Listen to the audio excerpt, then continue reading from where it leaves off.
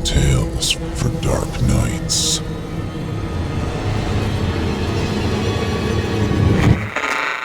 Want to make sure you never miss a Chilling Tales for Dark Nights video again? Be sure to subscribe and hit that bell to turn on notifications. The following program is a production of Chilling Entertainment and the creative team at Chilling Tales for Dark Nights, and a proud member of the Simply Scary Podcasts Network. Visit simplyscarypodcast.com to learn more about this and our other weekly storytelling programs, and become a patron today to show your support and get instant access to our extensive archive of downloadable ad-free tales of terror. Thank you for listening and enjoy the show. The darkness has found you.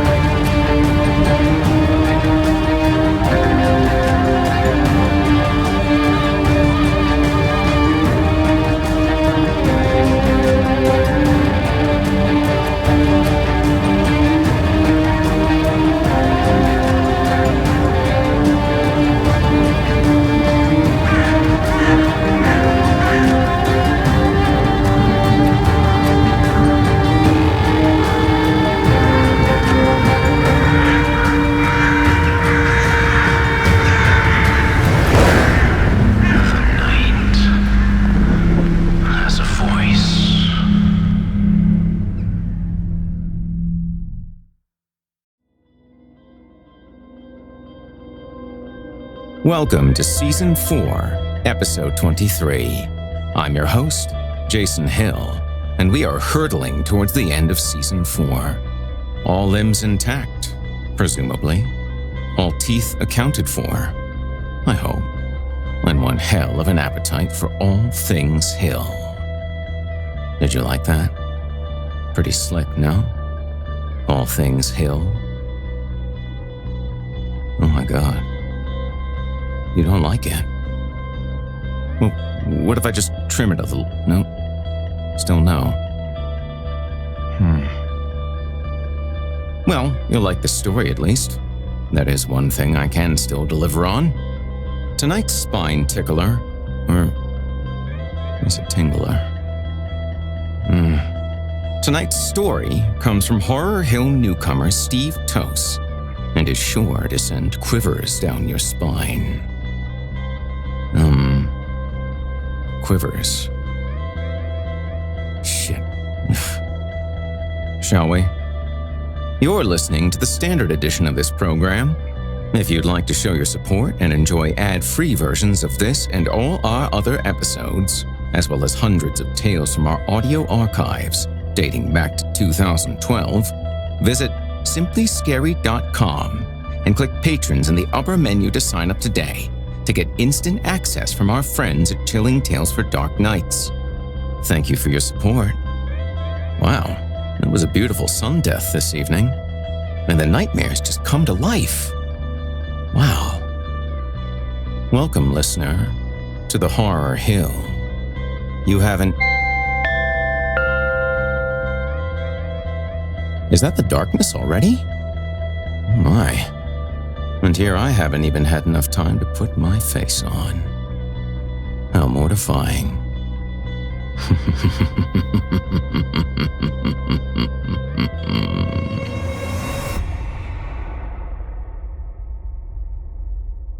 And now, without further ado, from author Steve Toase, I give you The Jaws of Ouroboros. Broken feathers slid out of pinioned songbirds in the hawthorn hedge above me, falling as rotted gray rain. The ditch was not the dirtiest place I'd hidden myself in my life, but it was by far the most unpleasant. I knelt on sun-faded crisp packets, crushing down festering fur and hollow bones that snapped as I shuffled around, and tried to get comfortable. Pasha rested forward on the ditch edge, staring through a set of night vision goggles into the field beyond. Grains of silt and clay clods smeared across his cheeks as they forced their way past, dragged upward and out of sight. Out of habit, I reached down and checked the drab-colored climbing rope around my waist, fingers tracing the knots like rosary. 4 other teams around the edge, one in the fox covert on the far side of the stone circle, he said, not bothering to quieten his voice. Over the sound of sandstone grinding against sandstone, we barely heard each other speak. "Are you going for all of them?" I asked, leaning close. He grinned, rubbing his face to smudge more dirt across his skin, and pulled out the machete from inside his jacket. "Every single one." He pushed himself out of the back of the hedge, using his rope to help him gain a solid footing on the convulsing soil. The standing stones had always been teeth. We did not see the jaws until they started chewing the earth from under our feet and tires. From underneath our towns, all across the country, the landscape was eating itself. The topsoil itself digested. If you stilled yourself and watched the fields for long enough, it seemed the plow furrows themselves were being torn from the land. Branches, hay bales, empty fertilizer sacks, old farm machinery, and dead sheep. Anything too immobile to resist the gnawing of the stone circles was ground to paste and swallowed down hollow, echoing throats. Some of the masticated substance leaked out, pressed between millstone grit incisors to dry on the exposed sun-beaten rock. White ambergris was the popular name. For those brave enough to risk their lives collecting it from between the crushing orthostats, it was worth a lot of money. We could feed a family for months, much more than whale vomit. Our client's taste, however, was a bit richer. Pasha knew his work. I did not hear him slicing through the safety ropes of the rival collectors, fibers unwrapping like severed tendons as they were set free from the security of the horizontal tethers. He just slit the throats of the anchormen minding the ropes in the undergrowth and tipped their unresisting bodies out onto the plow furrows. It wasn't that I had a particular problem with killing, or that Pasha was better at taking lives. If necessary, I could be as efficient as him. The other part of the job freaked him out. The collection. Me? Oh, I didn't mind getting up close to the crushing stones as they consumed the fields in which they stood. Maybe it was the relentless hunger that unnerved him. Too close to home, saw too much of himself in the continuous grinding of those stone teeth. Half an hour later, he was sat next to me again with a black eye and cut across his face, rope tethered back around his waist. One of them put up a fight, but my knife was bigger than his, he said, and tapped the blood-stained wooden handle of the machete with a grin. Next was the waiting game. Heavier objects like livestock or dead bodies got carried toward the stone circles quicker. Taking turns with the night vision goggles, we watched 10 bodies tumble across the field like enthusiastic crowd surfers carried by an aggressive audience. We listened to the sound change as sandstone crushed rib cages instead of soil and dead crops. We waited until the powdering of bone finished, and the noise dulled back to a steady hum. "You're up," Pasha said, patting me on the back. I nodded and rechecked my ropes and checked them again, because you really can't be too careful. I watched him roll a cigarette and light it, coal end glowing in the scratching twilight of the hedge, wondering, not for the first time, why I trusted him. Money. Money was the reason I trusted him. Money was the reason why I let such a cutthroat watch my back. Without me, he got nothing. I could have just let the tide of shifting dirt carry me to the stones, but that was uncontrolled and slow. Instead, I dragged myself on all fours, using some of the momentum of the field to push off with each foot. Getting there was the easy bit. Digging my steel toe caps into the constantly moving furrows, I leant forward and scraped my fingers down the surface of the stones. White ambergris felt like congealed fat, peppered with splinters and grains of soil.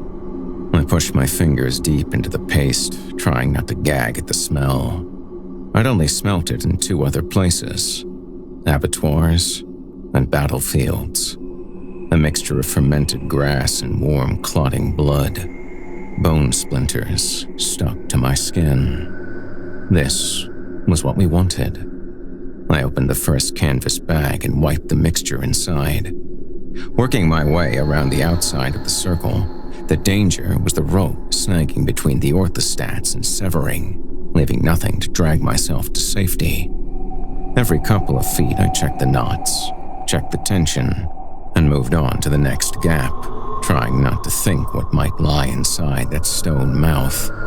What might be at the bottom of the throat?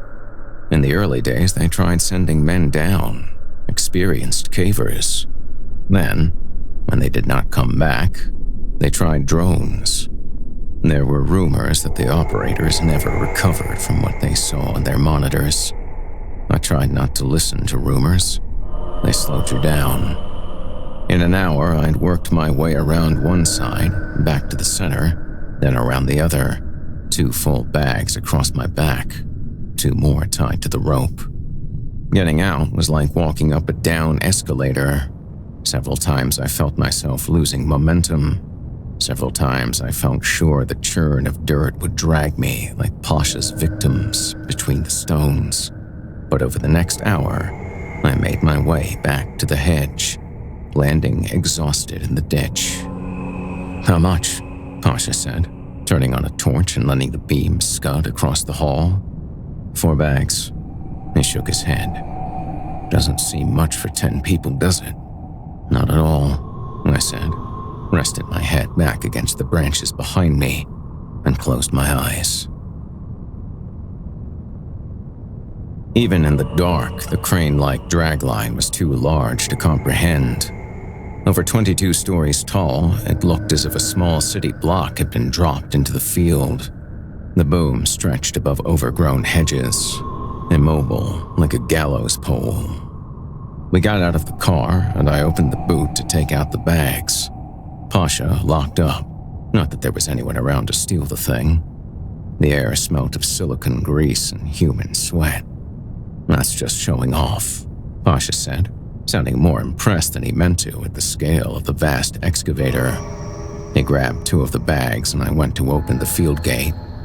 Each crosspiece had row upon row of small mammals nailed to it. "Ugh, what are those?" Pasha said, the note of disgust in his voice unexpected from a person who slit throats for petty change. I knelt down for a closer look.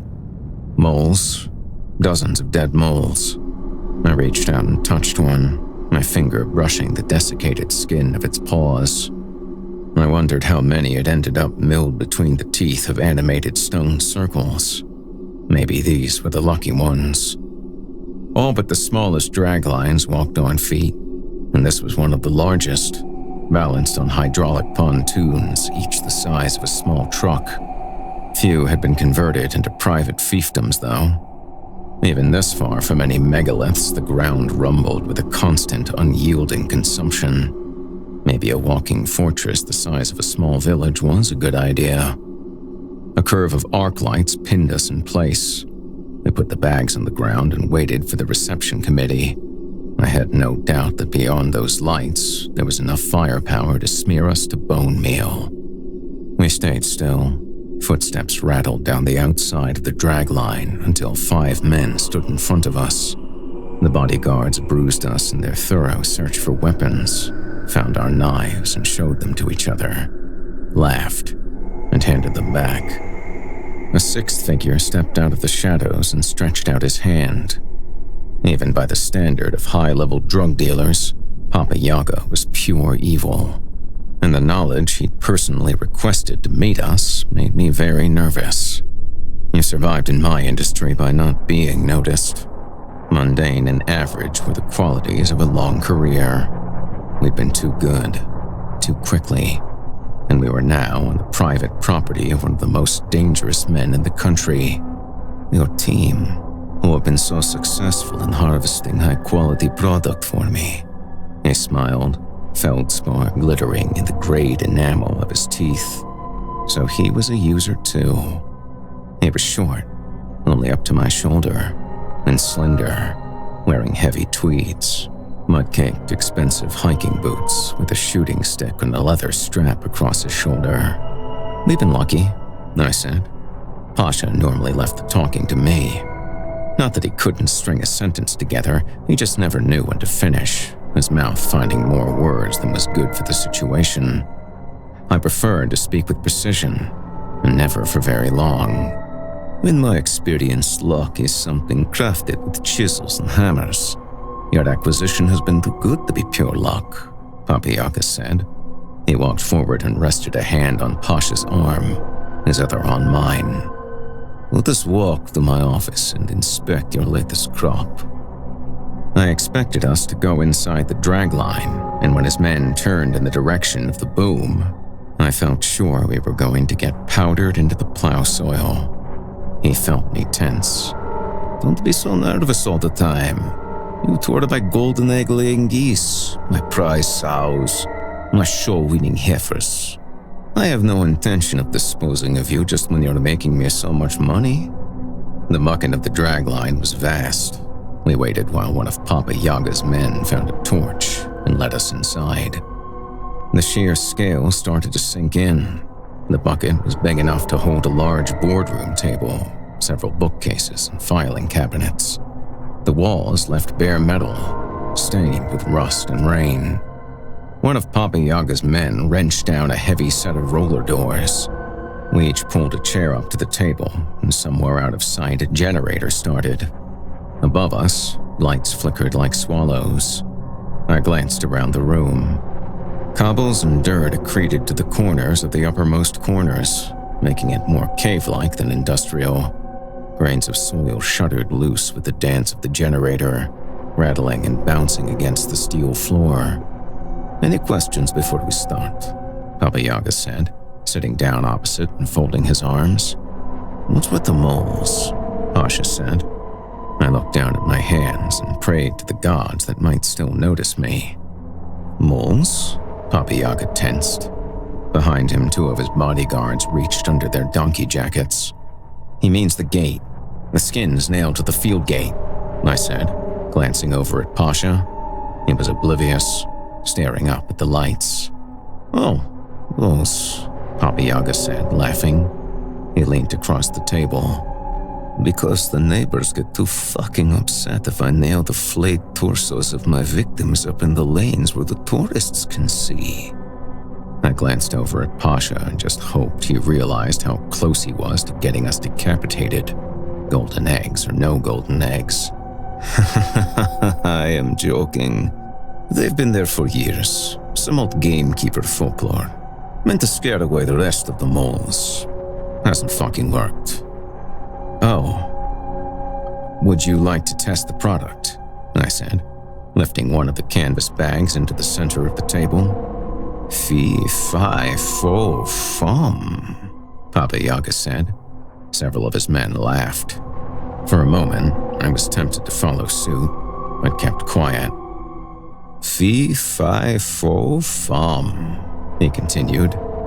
"I smell the blood of an Englishman.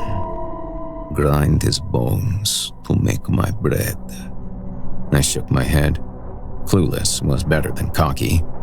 He pushed his hand inside the bag, pulling out a lump of the thick white paste. The smell was more subtle now, but still filled the room with the stench of wet hay and clotting. From the center, he dragged out a splinter of bone, a goblet of muscle still attached. "We call this giant's dough when we market it to clients. It has the additions you work so hard to acquire. My little joke." Dipping the bone back into the bag, he came up with a strand of dirty white giant's dough, placed it in his mouth, and with the tip of his tongue, rubbed it into his gums. The whites of his eyes turned autumn leaf russet, fading to the color of stagnant water and dirty syringes. infected wounds and seeping sores. I'd never watched anyone use normal white ambergris, never mind the stuff we collected. Drugs were not my interest, apart from the money to be made from them. I had no idea how long the effect would last and glanced across to Pasha, who, with a sense of etiquette I'd not seen from him before, shrugged so small it might not have been noticed by any one of the guards who stood around us. Something shifted within Papa Yaga, and his eyes returned to their previous gray color. He weighed the bag in his hand. "How many went into this little mixture?" 10, Pasha said. Some still breathing, others not so much. Don't know if that makes a difference. Can't taste any as the wraps inside you. Maybe the odd little gurgle of congealing blood around the edges, but I wouldn't be where I am today if I was put off by a little congealing blood. "We don't know how much actually gets pushed out between the stones," I said quickly, making sure we didn't oversell ourselves. "Of course," he said. "I know this isn't some cordon bleu recipe. More a one-pot cook-it-all, see what comes out at the end. If you need more killing to improve the taste, I'm happy to do that for you. 15, 20, makes no odds to me." There was a manic energy in Pasha's voice. Looking back, I think that was the moment I decided to dissolve our partnership as soon as politic. Papa Yaga glanced over at me for a reaction. I distracted myself by lifting the other 3 bags onto the table. "Canvas bags, as your employee requested, to avoid contamination," I said.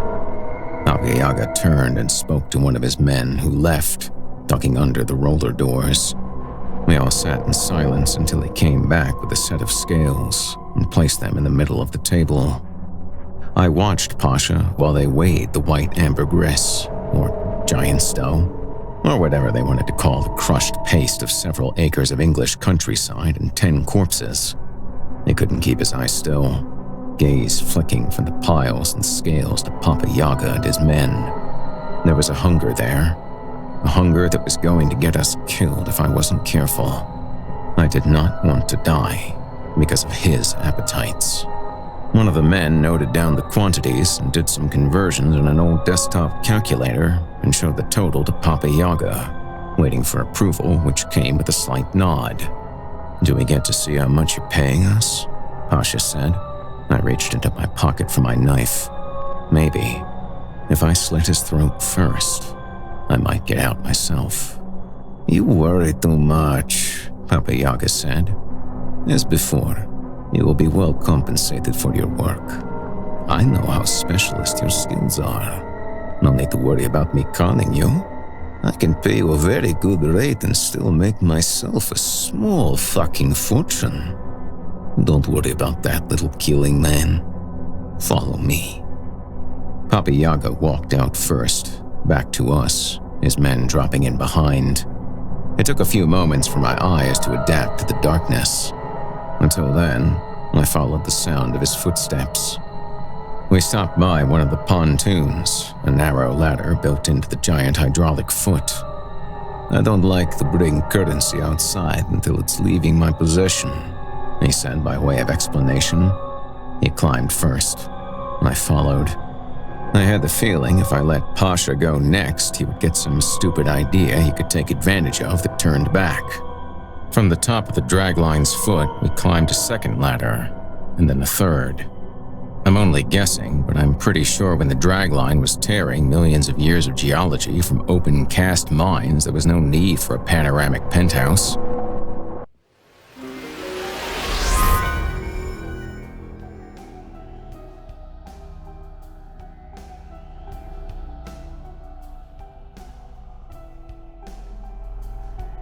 This episode of Horror Hill is proudly brought to you by BetterHelp. Let's face it, it's a fairly wicked world out there. Sometimes you can see the wickedness, or hear it, or sometimes with particularly odious wickedness, you can smell it as well. But for much of it, we really can't perceive it at all. Can't put our finger on it, can't identify its point of origin. But it's there. It's bouncing off walls, traveling through wood, hanging in the air like a fog. And even though it's invisible and cannot be interacted with on a sensory or physical level, it's interacting with us, facilitating feelings like depression and anxiety, tightening the grip of grief or heartbreak. Maybe wickedness is the wrong word for it. We could go with bad vibes, dark energy, a fundamental imbalance in the state of all things. Once again, doesn't really matter what you call it. What is important is how much it's interfering with your happiness or preventing you from achieving your goals. Now, this ill energy, we can't really do much about it. It's always been there. It'll always be there, waxing and waning. What you can change, however, is how you internalize it, because it's all about coping skills, healthy and unhealthy. And if you feel like your coping skills are failing, or they have become thoroughly unhealthy, well, then you need help. You need BetterHelp. BetterHelp is the online professional counseling service that's never far, because it comes to you. All it takes is a brief online assessment, and you will be connected with a licensed professional counselor in just under 48 hours. Now that's quick, but remember, BetterHelp is not a crisis line, and it is definitely not self-help. It is professional counseling done online that is available to clients worldwide. It's more affordable than traditional offline therapy, and financial aid is available. As a matter of fact, so many people have been using BetterHelp that they are recruiting additional counselors in all 50 states. You see? Maybe not as alone as you thought. And I want you to start living a happier life today. As a listener, you'll get 10% off your first month by visiting our sponsor at betterhelp.com/horrorhill. Join over 1 million people who have taken charge of their mental health. Again, that's BetterHelp, HELP.com/horrorhill.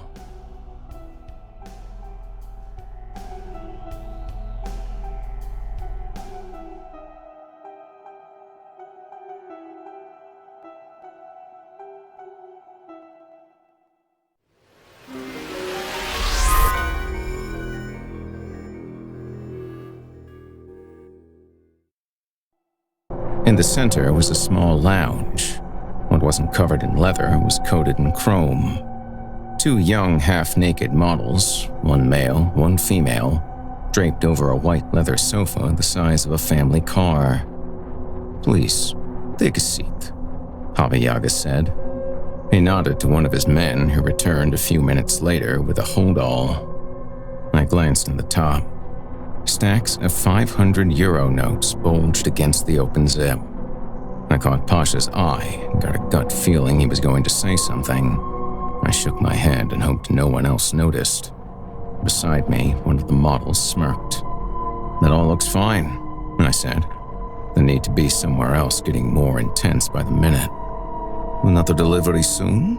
Baba Yaga said, the glow from the in-floor lighting glittering off his igneous teeth. "As soon as we can. We try to not harvest the same stone circles too often. We need, tragic accidents, not rumors. If there are rumors, there won't be any product." "Of course," Baba Yaga said, "but not too long. I have a lot of buyers waiting."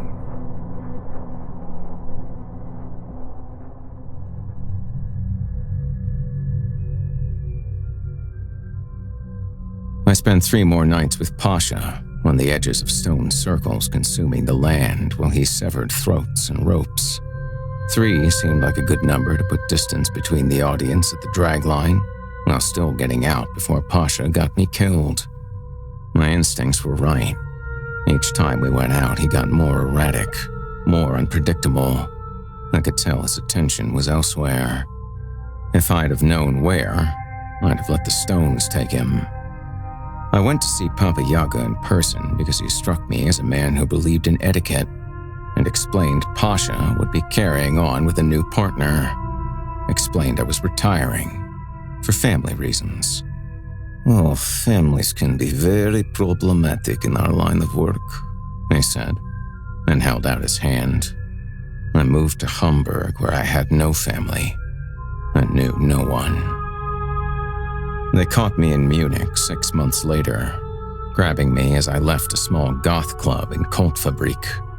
Whatever they injected into my arm cascaded me through 1,000 personal hells.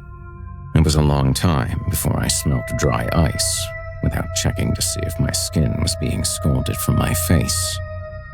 Waking to find both arms dislocated was a relief. It was dusk, and I was halfway along the dragline boom, legs a meter above the ground, arms wrenched out of my sockets behind my back. All my weight hung on narrow bracelets of gristle eroded into my wrists. I gritted my teeth and tried to stay still. "I really appreciated your honesty in coming to speak to me in person, even though you were lying about family. It was an understandable and acceptable lie." Papa Yaga was below me, sitting on his shooting stick, his tweed jacket thrown across his shoulder. "If I'd found out my partner was so much of a liability, I would have lied for the solution. The better lie would have been, 'I am sorry, Papa Yaga. My partner had an unfortunate accident where he impaled himself on an iron spike. And as I am too old in the tooth to work with another partner, I wish to retire.' I'd have tried to persuade you. You would have reluctantly but politely declined, and we'd have parted ways to never cross paths again." He grabbed my bare foot and massaged the arch with his fingers, a soothing sensation going up my leg. "I knew you weren't retiring to look after your family. You struck me as far too sensible to work for me and have any relatives. Your ex-colleague, it won't surprise you to find out, was not as bright. He decided to try and rip me off, keep the giant's dough for himself, and give me some white ambergris with cattle bone pushed in, as if I couldn't tell the difference. We caught his partner, some junky amateur, and flayed the blistered skin from him over several days. Pasha must have got wind and run.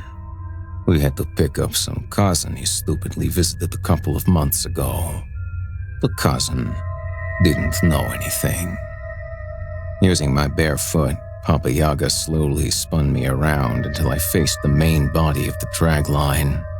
The figure was pinioned just below the pelvis, steel cable on one side, pulley wheel on the other. Precision placed to prolong life. The early evening light was too faded to make out too many details. Even over the sound of my own torn tendons, I heard the whimpering. "It is rare this day I have a reason to fire up this old darling.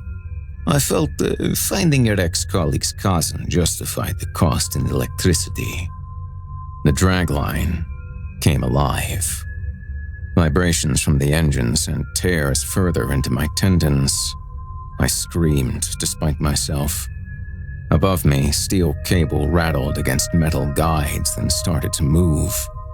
The cousin was dragged further into the crush of the pulley, hoist ropes resisting the blockage. Papa Yaga held me. "Don't close your eyes or look away. I will cut your eyelids off myself." The air filled with the stench of friction until momentum eroded through the cousin's pelvis. The two halves of torso tumbled into a patch of corn stubble. Plumes of steam rose as the last of the body heat hit the cold air. "If you're amiable, I would like you to track down your ex-colleague and give me the address. Then, we really will never have to see each other again." If this was a film, I would have asked, "And if I don't?" He'd have tortured me in increasingly inventive ways. It wasn't a film, and I had every intention of doing this last bit of dirty work for Papa Yaga. It wasn't like I had any lasting loyalty to Pasha. Over the next few hours, they gave me a few more scars just to make sure I understood my place in the plan. But all the while, they seemed almost apologetic. Another syringe finished me off.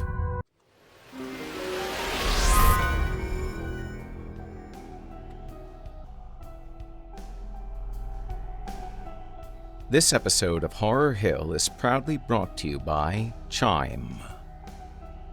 You come here to be frightened, do you not? Had a little taste of fear, did you? Found it sweet? I bet you did. You know what really scares me, though? Overdraft fees. Oh God. Oh God. Even putting those words together in one sentence is scary. Woo!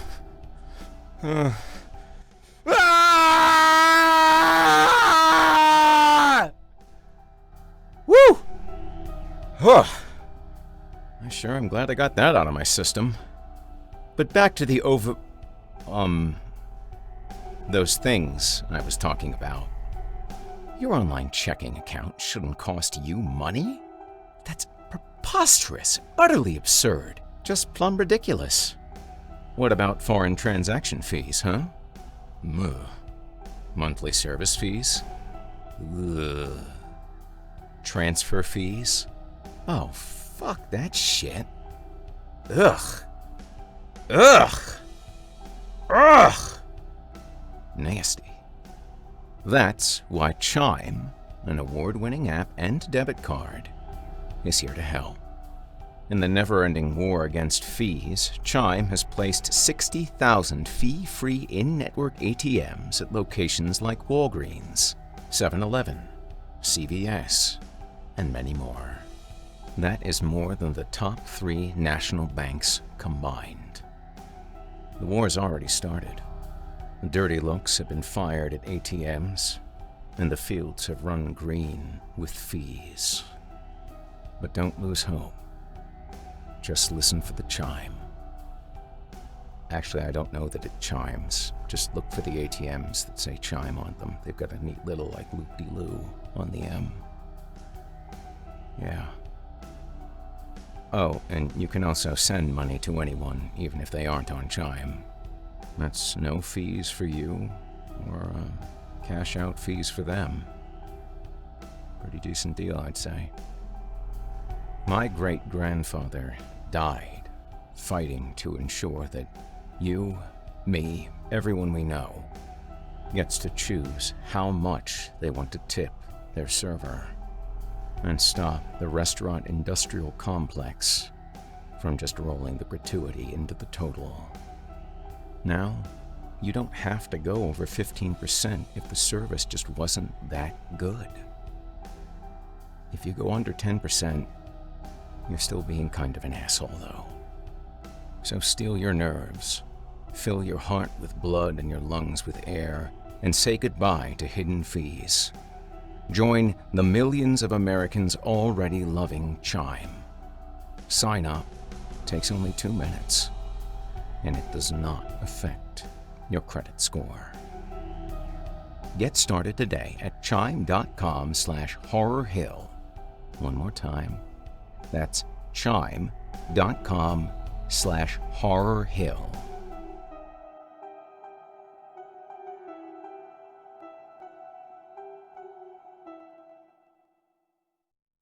Banking services provided by and debit card issued by the Bancorp Bank or Stride Bank, N.A., members FDIC.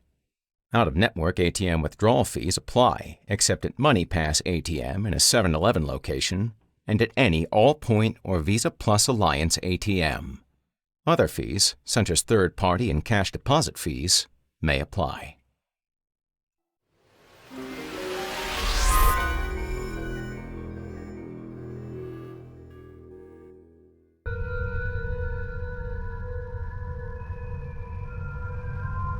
When I woke, I was in a nice, anonymous medical facility overlooking some rolling moorland. I was sure the purple heather was dancing, and I couldn't help wondering where the nearest stone circle was, or how long it would be before the walls would be crushed to splinters between the orthostat's molars. I don't know what worried me more, Papa Yaga suspending me until my shoulders tore out of their sockets, or paying for the best healthcare money could buy to patch me up before I did his hunting for him. I lost track of how many days I spent in that private room. At some nod from the consultant, I was dressed in my own clothes, bundled into a van, and dumped into the nearest town. A mobile phone in my pocket, with a single phone number in the contacts. Addicts are creatures of habit, goes with the territory. Around other people, Pasha was always too keen to impress to give any truths away. The truth was too mundane. He gave up trying with me a long time ago, and it slipped into his natural accent several times without realizing, specific enough to identify his hometown, if you paid attention. Other occasions he talked about a club night here, or a landmark there, enough detail to confirm my suspicions. The town was small, and too many people knew each other's business for Pasha's whereabouts to stay hidden for long. He'd splashed around stolen cash to try and find a hiding place, and I splashed around my own to find him. The squat was on the edge of town, a large house, insides gutted by fire, recent enough for the stonework to be blackened with soot, and the air still thick enough with ash to stick in my throat. The people living there didn't notice. They didn't notice me. They didn't notice what week it was. A bit of bad air wasn't going to bother them. I found Pasha in the basement. Seeing his silhouette, I thought he was praying, out in the far corner away from the worst of the leaking pipes dripping verdigris water into stinking pools on the stone flags. The damp made my wrists ache, and I rubbed the still raw skin to ease the pain. I thought about saying his name, but he was always faster than me. We were far beyond trust and loyalty now. At first, I thought the noise was a wasp nest in the room somewhere, the sound of constant chewing and tearing. I stilled my breath and listened. The grinding sounded too familiar. A memory of dead songbirds and decaying rubbish came back. I turned on the torch. I don't know how much giant stone Pasha had used. From the look of him, I guessed we were talking kilos. All his teeth had turned to stone, erupted vertically from his upturned face, and started grinding against each other. His skin was split by needle-thin rips.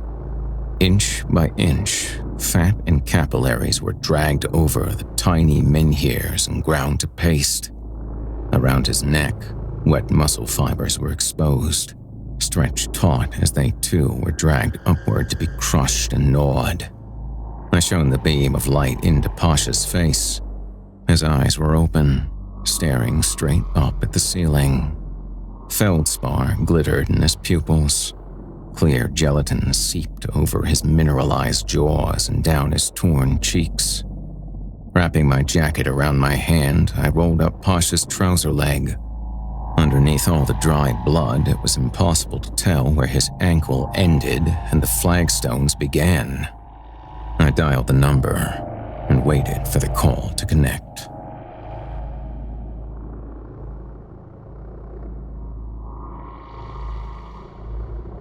Papa Yaga came into the basement by himself while his private army cleared the rest of the building. I stood up from where I'd sat, waiting on the damp steps. "Aren't you worried it was a trap?"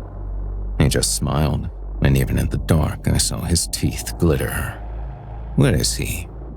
I took him over into the corner and turned the torch on Pasha, the chewing loud enough to drown out the sound of leaking pipes and footsteps on the floor above.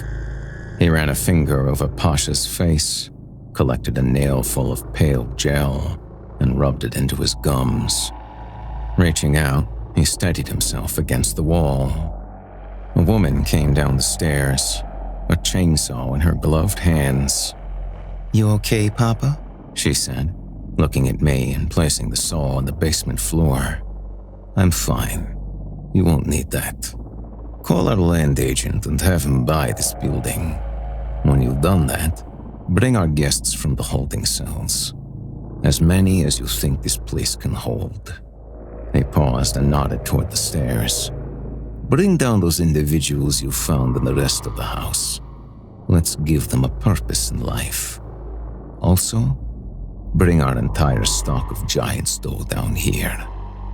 "Everything is already on contract and packaged to go out," she said, still looking at me, uncomfortable having this conversation in front of a witness. I knew I was uncomfortable being a witness to them having this conversation. "Take some samples of the white ambergris dribbling from that traitorous fuck in the corner and get them out to our clients in the hour. First, though, make sure we have the deeds to this building." The woman nodded and picked up the saw, leaving me alone in the cellar with Papa Yaga and the constant sound of stone teeth grinding skin to paste. "I'm sure you knew you weren't getting out of this room alive," Papa Yaga said, reaching out to take my hands in his. They felt warm and soft. Expensive. He massaged the back of my knuckles and leant in until his lips were against my ears. Peppermint on his breath stung my recently healed scars. "I hadn't decided whether to let my people take turns on you or cut you up and feed you to our little crushing circle of stones in the corner. But considering the amount of money your ex-friend is going to make for me, I'm giving you one chance to fucking run." I looked at Pasha, now more self-consuming geology than man, and I did exactly what Papa Yaga suggested. I fucking ran.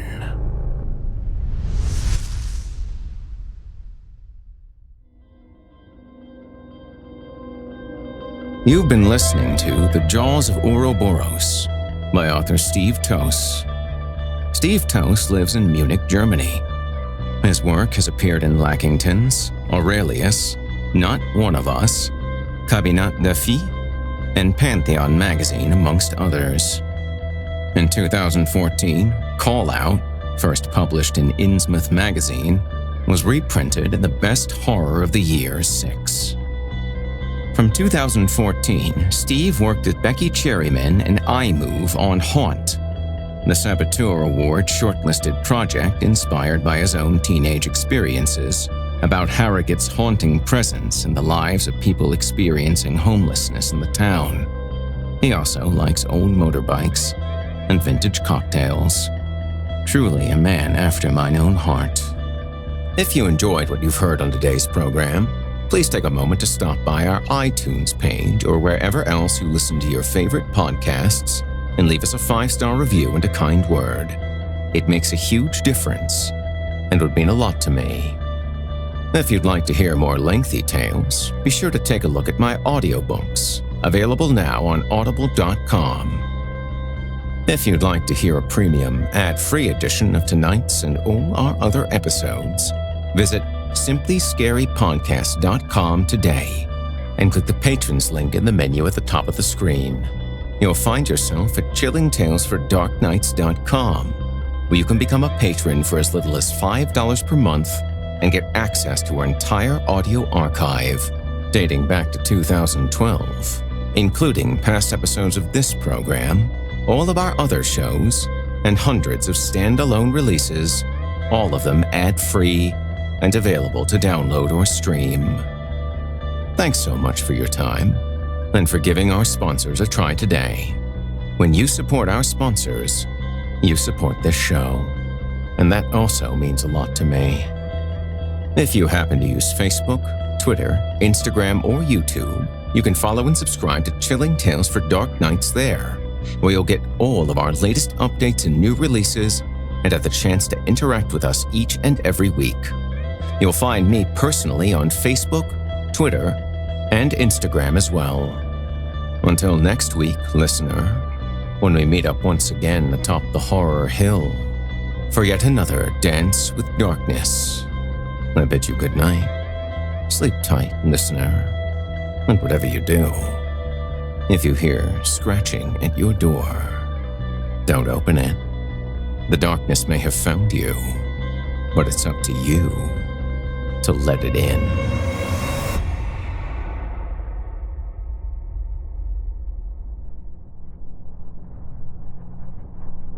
You've been listening to Horror Hill, a production of Chilling Entertainment and the creative team at Chilling Tales for Dark Nights, as well as a proud member of the Simply Scary Podcast Network. Visit simplyscarypodcast.com today to learn more about our network and our other amazing storytelling programs.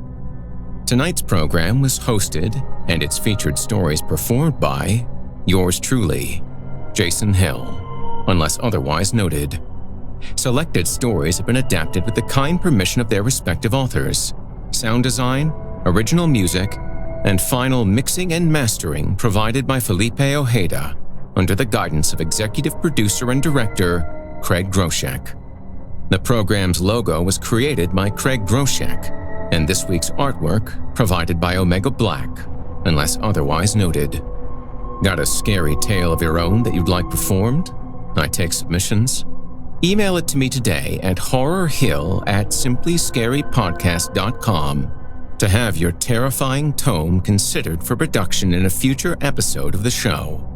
If you enjoyed what you've heard on tonight's program and are joining us on your favorite podcast app, subscribe to us to be sure you never miss an episode, and leave us a 5-star review and a comment.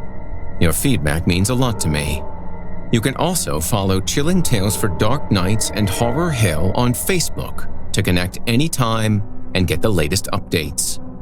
If you're listening on the Chilling Tales for Dark Nights YouTube channel, do us a favor and hit the subscribe button and the bell notification icon to get more spooky tales from me and the crew, and another episode of this program each and every week.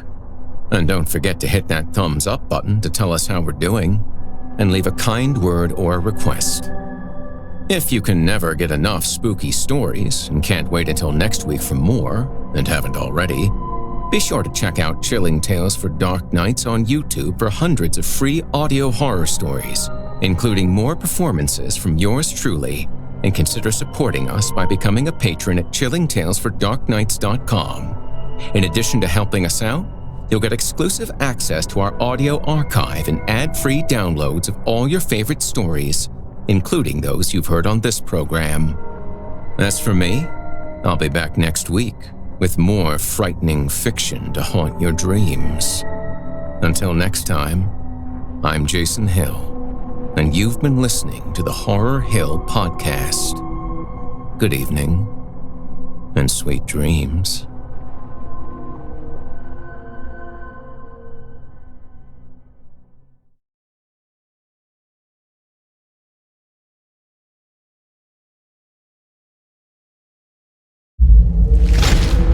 Chilling Tales for Dark Nights.